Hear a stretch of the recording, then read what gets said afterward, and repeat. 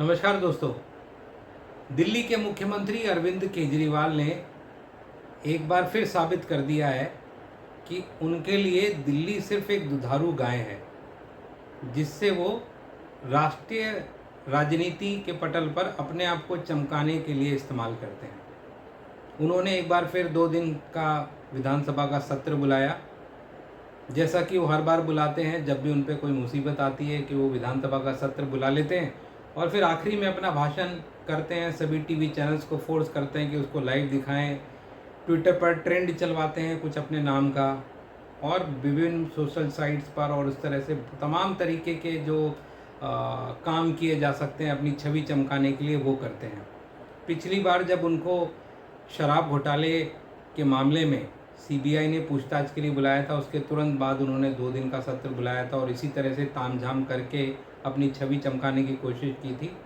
इस बार जब नया अध्यादेश आ गया और उनके तमाम जो कोशिशें थी सभी विपक्षी दलों को इकट्ठा करके और इस अध्यादेश को कानून बनने से रोकने के लिए, वो जब फेल हो गई तो उन्होंने फिर अपना यही पुराना हथियार निकाल लिया है, विधानसभा सत्र बुलाओ और उसमें क्या करना है कि केंद्र सरकार को गालियां देनी है, उसकी बुराइयां करनी है, दिल्ली के ऊपर कोई बात नहीं करनी है। लेकिन दिल्ली में सीवर का पानी जो है वो लोग पीने पे मजबूर हो रहे हैं, इस पर कोई बात नहीं करनी है। डीटीसी की बसों की हालत बहुत ख़राब है, इतना बड़ा घाटा हो गया है उनको, उसको सुधारने की कोई बात नहीं करनी है। दिल्ली जल बोर्ड में हज़ारों करोड़ का घोटाला हो गया, उसकी कोई बात नहीं करनी है। दिल्ली के अस्पतालों की हालत बहुत ख़राब है, ना कोई टेस्ट हो रहे हैं, उसकी कोई बात नहीं करनी है।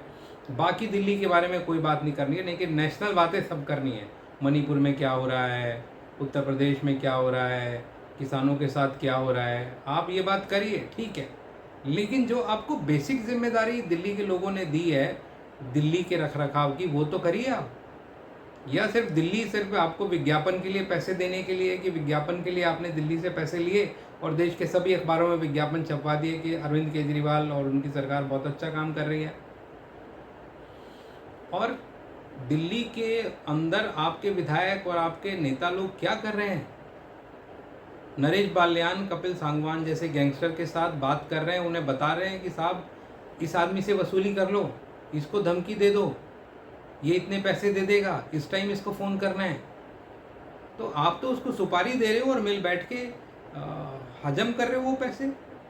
इससे पहले आपका आम आदमी पार्टी का जो पार्षद थे वो दिल्ली दंगों में सम्मिलित पाए गए, आपके एक विधायक सम्मिलित पाए गए। जो अभी नूह में दंगे हुए हैं वहाँ पे एक आपका नेता जो है वो सम्मिलित पाया गया। क्या कर रहे हैं आप लोग? आप देश की राजनीति को सुधारने के लिए आए थे, लेकिन आप क्या कर रहे हैं? आपने जितना गंदा कर दिया इस राजनीति को शायद ही किसी और राजनेता ने किया हो। एक समय था कि बहुत सारे लोग आपको समर्थन करते थे, लेकिन अब वो अपनी बातों पर पछताते हैं, क्योंकि आपने दिल्ली को समझने में, देश को समझने में, जनता को आप बिल्कुल एकदम मूर्ख समझने लगे। आप ये बताइए, विधानसभा सत्र किसी भी राज्य का, चाहे वो उत्तर प्रदेश हो, मध्य प्रदेश हो, कर्नाटक हो, महाराष्ट्र हो, तमिलनाडु हो, उन विधानसभा सत्रों में वो राज्य की बात करते हैं कि दूसरे देशों की बात करने लगते हैं, दूसरे प्रदेशों की बात करने लगते हैं? कोई भी राज्य में उसके मुख्यमंत्री और उसके जितने भी पालककार हैं उनका जिम्मेदारी उस राज्य के प्रति सबसे ज़्यादा है। लेकिन आप हमेशा दूसरों की बात करते हैं, अपने बारे में कभी बात नहीं करते। दिल्ली की कैबिनेट ने क्या किया, कौन से अच्छे काम किए, क्या पास किया, क्या नहीं किया, इसके बारे में कभी बात नहीं होती है। आप और आपके नेता या आपका पूरा तंत्र सिर्फ एक ही बात करता है, लोगों को के बारे में नेगेटिव बात बोलने के लिए।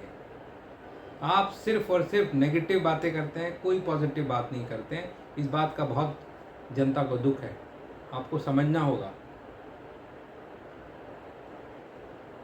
और नरेश बाल्यान को लेकर कितना बड़ी बात है कि कोई एक विधायक वो एक गैंगस्टर से बात कर रहा है और उसको सुपारी दे रहा है, ये बता रहा है कि किससे कितना वसूली करने के लिए किसको धमकी देनी है। तो आप दिल्ली के जितने भी लोग हैं वो डर के रहें, क्योंकि नरेश बाल्यान और आपके जो गुंडे नेता हैं वो लोगों पर हमला करा देंगे, लोगों को मरवा देंगे। ताहिर हुसैन भी एक ही था, उसकी वजह से 52-50 लोग मारे गए दिल्ली दंगों में, आपने एक्शन ही नहीं लिया कोई। एक आपके मुख्यमंत्री थे जो एक के बदले एक बोतल बांट रहे थे, हर गली मोहल्ले में शराब के ठेके खुला रहे थे, आपने इतने दिनों तक उनको मंत्री बनाए रखा। एक दूसरे मंत्री थे जो हवाला के मामले में जेल में बंद रहे इतने समय तक, जेल के अंदर वो लोगों से पैर दबवा रहे थे, आपने उनको मंत्री बना के रखा। क्या दिखाना चाहते हैं कि आप किसी चीज को नहीं मानते हैं? जब अदालत आपके इन जेलों में बंद नेताओं को जमानत नहीं दे रही है तो आपको ये बात समझ नहीं आती है कि इनको हटाना है। आपसे मतलब अब उम्मीद भी करना शायद बेमानी है, क्योंकि आपको सिर्फ एक ही बात समझ में आ रही है कि दिल्ली के टैक्स पेयर से टैक्स का पैसा लो और अपनी पार्टी में पंप इन करो और अपनी पार्टी को पूरे देश में चुनाव लड़ाओ, ताकि दूसरे कई राज्यों में और आपकी सरकार बन जाए और फिर आपके पास ज़्यादा पैसा है और आप पूरे देश में, आप जो प्रधानमंत्री बनने का आपका सपना है, आप प्रधानमंत्री बन जाओ। फिर आपके विधायक जो हैं वो सांसद बन जाएंगे और फिर इंटरनेशनल जो गैंगस्टर्स हैं उनके साथ मिलके लोगों को लुटवाएंगे, मरवाएंगे। यही चाहते हैं आप।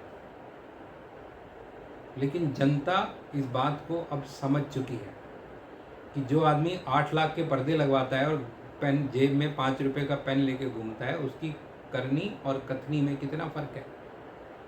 5 रुपए पे पेन दिखाने के लिए, लेकिन वहाँ पे लाखों रुपए का कालीन आप उस पर चलेंगे, लाखों रुपए की पॉट सीट पे बैठेंगे आप। कहते थे कि गाड़ी नहीं लूँगा, गाड़ियों का अब काफिला चलता है आपके साथ। कहते थे इस पार्टी के साथ नहीं जाऊँगा, उसी पार्टी की गोद में जाके बैठ जाते हैं आप। झूठ, कितना झूठ बाबा, कितना। अरविंद केजरीवाल के बारे में जितना कहा जाए, जितनी बातें की जाए, वो शायद किसी राजनेता के बारे में इस देश की जनता ने इतनी बात की हो, और वो भी नेगेटिव, नकारात्मक। इस बात का मुझे बड़ा दुख रहता है कि एक ऐसे व्यक्ति को मुख्यमंत्री बनाया दिल्ली की जनता ने, 200 यूनिट बिजली फ्री और फ्री पानी के नाम पर। जो व्यक्ति सबको ये बोलता था कि सभी चोर हैं, सभी मिले हुए हैं, और आज उन्हीं सब लोगों के साथ मिल के जो है अपने आप को बचाने की कोशिशों में लगे रहते हैं। खैर, जनता समय आएगा तो हिसाब करेगी। तब तक के लिए नमस्कार।